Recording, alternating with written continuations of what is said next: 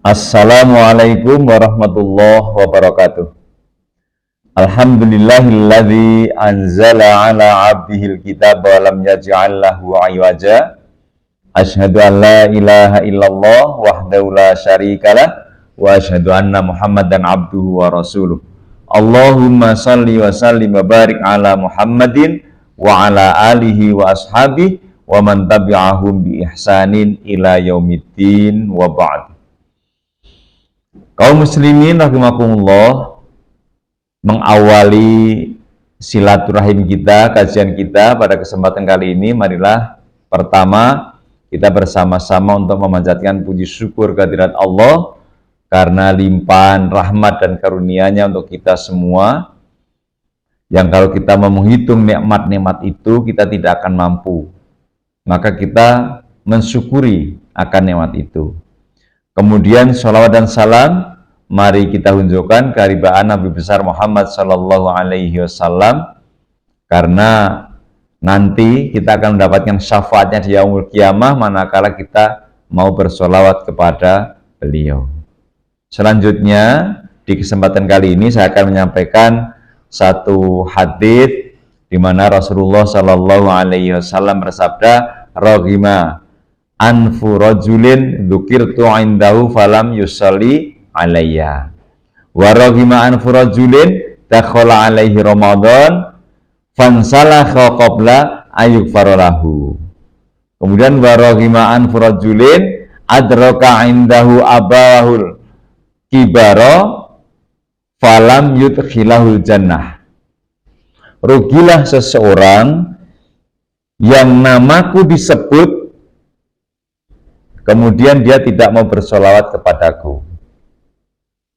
Kemudian beliau juga menyatakan, dan rugilah seseorang yang datang padanya bulan Ramadan, artinya dia bisa berjumpa dengan bulan Ramadan, kemudian sampai berakhir bulan Ramadan dia belum mendapatkan ampunan. Itu orang yang rugi. Dan yang ketiga, rugilah seseorang yang mendapati kedua orang tuanya dalam usia yang lanjut tetapi tidak bisa menjadikan dia menjadi sarana untuk masuk surga. Di lain hadis juga disebutkan bahwa pernah Rasulullah Shallallahu Alaihi Wasallam diminta untuk mengaminkan doanya Jibril. Ya. Ini hadis riwayat Al-Hakim bahwa Jibril itu berdoa agar orang-orang yang tidak melaksanakan ini mereka tercela gitu, dicela gitu, dengan ungkapan ba'uda. Jadi ba'uda man adraka Ramadan falam yughfar lahu. Nah, kemudian diaminkan oleh Nabi.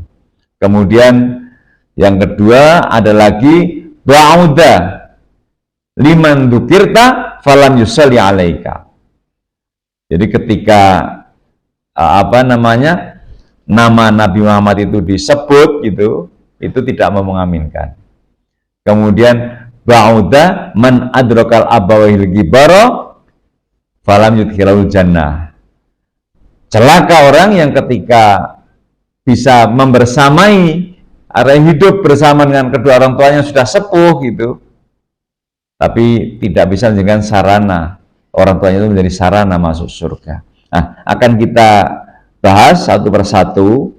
Pertama yang berkait dengan sholawat. Ya, sholawat kepada Nabi ini penting.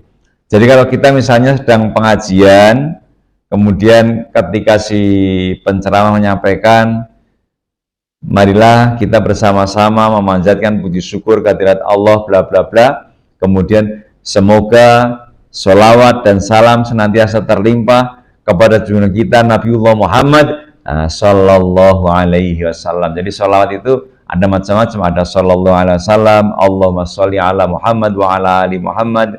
Kemudian ada Ibrahimiyah sekalian, Allahumma sholli ala Muhammad wa ala ali Muhammad kama shallaita ala Ibrahim wa ali Ibrahim, dan sebagainya.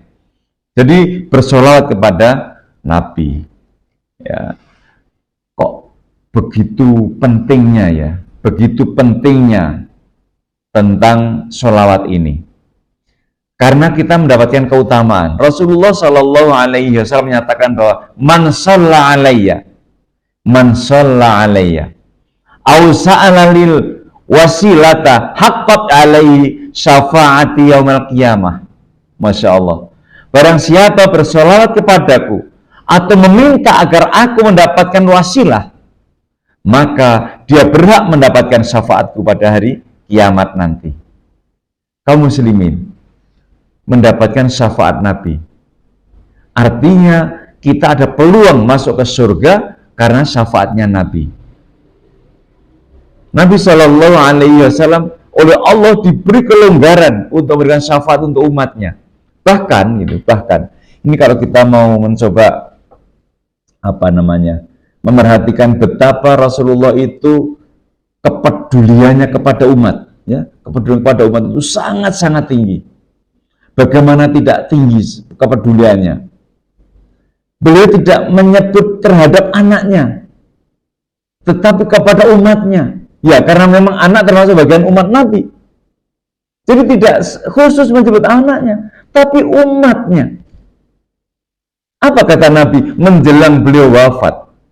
Jadi hari-hari di mana Rasulullah sudah hampir dipanggil ke rahmatullah itu apa yang disampaikan? Permohonan perhatian umat untuk senantiasa menjaga sholat. Beliau menyatakan ummati as-sholah, ummati as-sholah, wa ma malakat aimanukum. Dan ini sangat-sangat menjadi perhatian bagi kita. Kenapa? Pertama, Rasulullah Shallallahu Alaihi Wasallam mengingatkan kepada umat ini jangan sampai mengabaikan sholat. Yang kedua, menunjukkan kepedulian Nabi kepada umat. Menunjukkan kepedulian Nabi kepada umat. Bagaimana tidak? Beliau mengajak kepada umatnya agar besok bersama-sama di surga. Ini. Maka hendaknya kita ini peduli juga kepada Nabi Shallallahu Alaihi Wasallam. Bagaimana tidak peduli? Kita ini sudah dibimbing oleh beliau. Ya, diajak untuk menuju pada jalan lurus, jalan Islam. Ya, maka kita ini hendaknya banyak bersolat kepada beliau. Beliau Shallallahu Alaihi Wasallam juga bersabda, "Man shalla alayya wahidatan, sallallahu alaihi ashran." Masya Allah. Man shalla alayya wahidatan, sallallahu alaihi ashran. Barang siapa yang memohonkan sholawat atasku sekali saja, Allah bersolawat atasnya 10 kali. Jadi balasnya nggak tanggung-tanggung. Sementara kalau kita ini malas-malas bersolawat, Allah saja bersolawat, malaikat saja bersolawat. Coba kita perhatikan firman Allah dalam surah Al-Ahzab itu ayat 56. Allah berfirman, innallaha wa malaikatahu yusalluna 'alan nabi. Ya, innallaha wa malaikatahu yusalluna 'alan nabi. Ya ayyuhalladzina amanu sallu 'alaihi wa sallimu taslima. Sesungguhnya Allah dan malaikat-malaikatnya bersolawat untuk Nabi. Wahai orang-orang beriman, nah ini terus diperintah kita ini ya, diperintah. Wahai orang-orang beriman, bersolawat kamu untuk Nabi dan ucapkanlah salam penghormatan kepadanya. Surah Al-Ahzab ayat 56. Kaum muslimin rahimakumullah, perhatikan coba.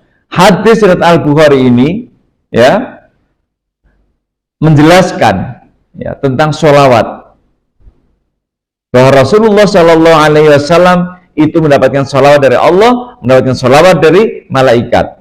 Al-Bukhari mengatakan bahwa Abu Aliya berkata, sholawat dari Allah untuk Nabi maksudnya adalah sanjungan Allah di sisi para malaikat.